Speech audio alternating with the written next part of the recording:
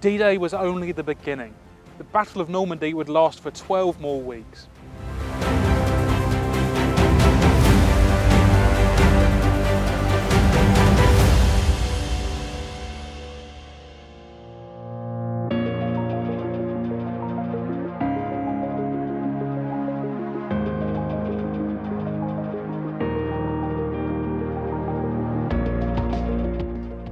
So D-Day was very much just a beginning. It was about getting a foothold in Normandy and getting some initial troops ashore. But even the troops land on D-Day, even though a lot of them, that wasn't enough to fight the whole of the Battle of Normandy. So there were many more troops who'd be following on behind for weeks and even months.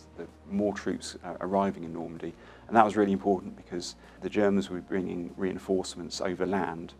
So it's important to get as many troops landing by sea from the Allied point of view. What's now known as the Battle of Normandy lasted until around nearly the end of August 1944, so starting to approach 3 months, not quite 3 months. And it wasn't a case of obvious continual advance. Week by week, the Allies were gradually advancing further and further. It was more a case of an initial period when there was a series of battles where there weren't obvious advances. There were eventually some successes, like Cherbourg was liberated and Caen after a bit was liberated. But there was quite a long period when there wasn't a sort of obvious advance, but those battles were starting to wear down the German forces in Normandy, and eventually it comes to, in August 1944, the German forces start to retreat, and then that's when the Allies managed to win the fighting there. One of the most crucial objectives after the initial invasion was to ensure the delivery of even more troops and supplies to the front line.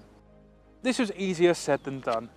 Large ships were needed to support these demands, and due to all the controlled beachheads having shallow waters, they wouldn't be able to get close enough to shore. As a result, supplies from the US had to be transported to ports in Britain, unloaded, waterproofed again, and then loaded onto smaller boats, a time-consuming process that the Allies could not afford.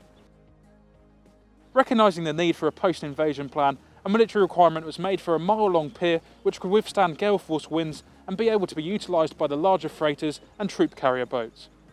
It was estimated that the harbours would have to be able to take around 12,000 tonnes per day. It was decided that the building of the harbour would have to take place in Britain and then be towed across the English Channel.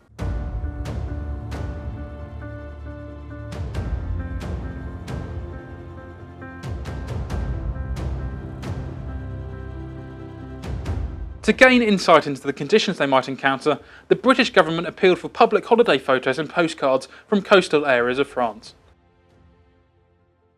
This also helped the decision process when deciding what beaches to invade on the actual D-Day invasion. The artificial docks essential for the successful invasion consisted of floating piers interconnected by a central road. These piers were designed to float up and down with the tide, supported by poles anchored to the sea floor.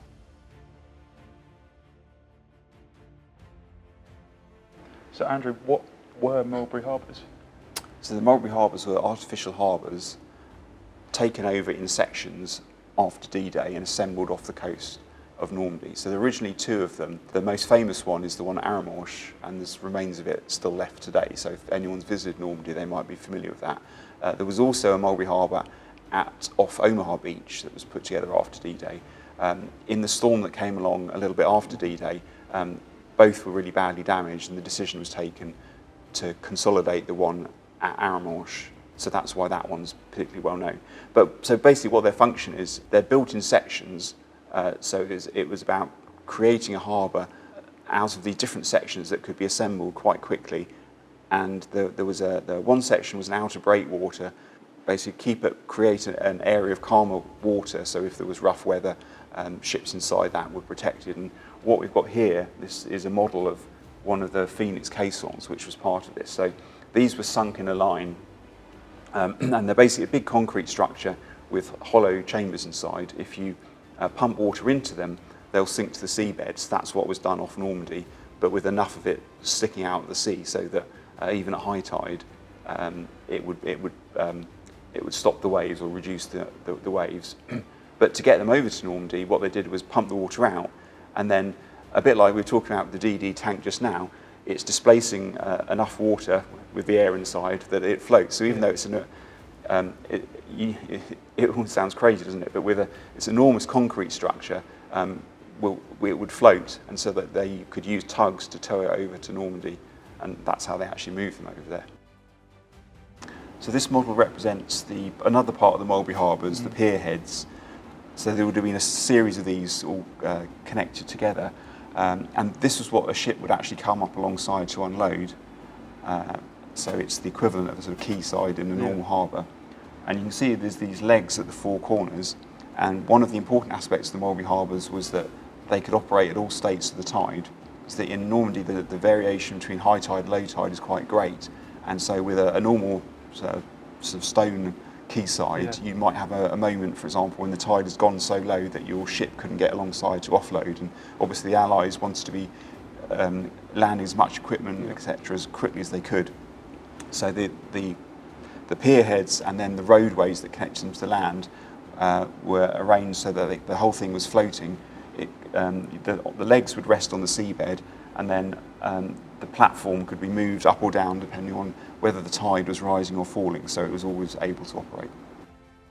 Codenamed Mulberry, two artificial harbours were constructed for the invasion: Mulberry A and Mulberry B. Mulberry A, intended for American forces, was set up on Omaha Beach.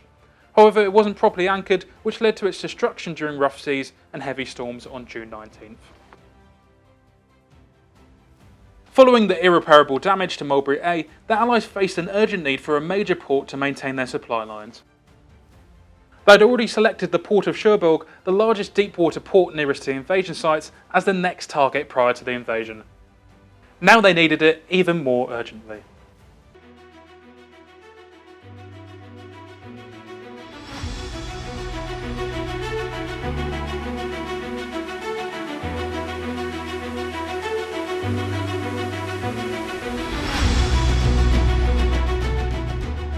Located at the tip of the Cotentin Peninsula, Cherbourg posed logistical obstacles.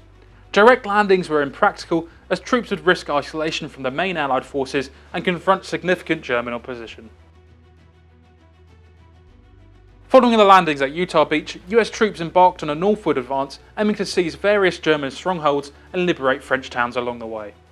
Their primary objective was to sever the peninsula from the rest of the country, impeding the flow of supplies and resources to German troops. By the night of June 17th, Allied divisions had reached the west coast of the peninsula, reaching Barneville and effectively cutting off the peninsula from Quinville on the east coast. This strategic move trapped approximately 30,000 German soldiers on the wrong side of the peninsula. US forces successfully cleared the peninsula and reached Cherbourg by June 22nd, where they encountered formidable defences. The centrepiece of these defences was the Fort de Roule, a 19th century fortress situated atop Mount Roule. Positioned to safeguard the port from naval assaults, the fort also featured robust ground defences complemented by German-made pillboxes and machine gun emplacements. To capture Cherbourg, the Allies would have to capture Fort de Roule first. Exercising caution, US troops had advanced steadily. Over the next 3 days, they'd take enemy emplacements one by one, assisted by fighter bomber aircraft and artillery, whilst trying not to damage the port they so vitally needed. Aware that the loss of the port was inevitable, the Germans took measures to render it unusable. On the evening of June 23rd, they detonated the ferry terminal in a bid to sabotage the facility.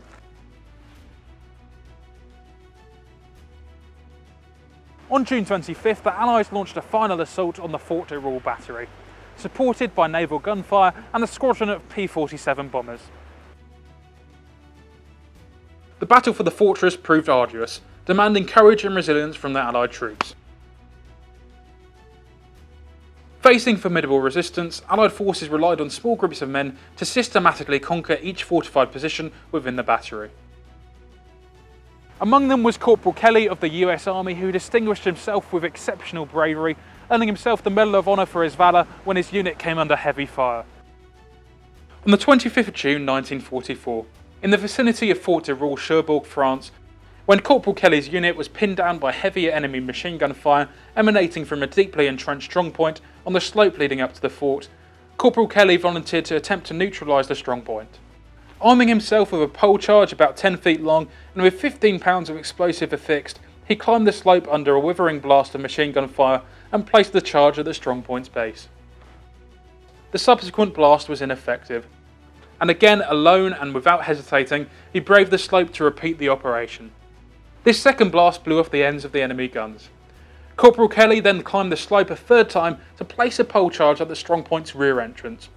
When this had been blown up, he hurled hand grenades inside the position, forcing survivors of the enemy gun crews to come out and surrender. The gallantry, tenacity of purpose, and utter disregard for personal safety displayed by Corporal Kelly were an incentive to his comrades and worthy of emulation by all.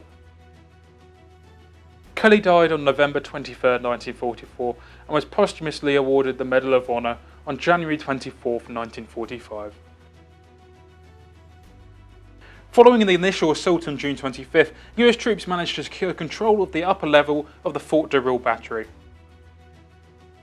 The stronghold ultimately fell on the subsequent day, a testament to the bravery and initiative displayed by soldiers like Corporal Kelly. Meanwhile, US troops had been taking other key areas of the peninsula, and by June 26th, the surrender of the Germans marked a significant victory for the Allies. Despite the extensive damage wrought upon the port facilities by the retreating Germans, urgent repairs meant the port was open by the end of July.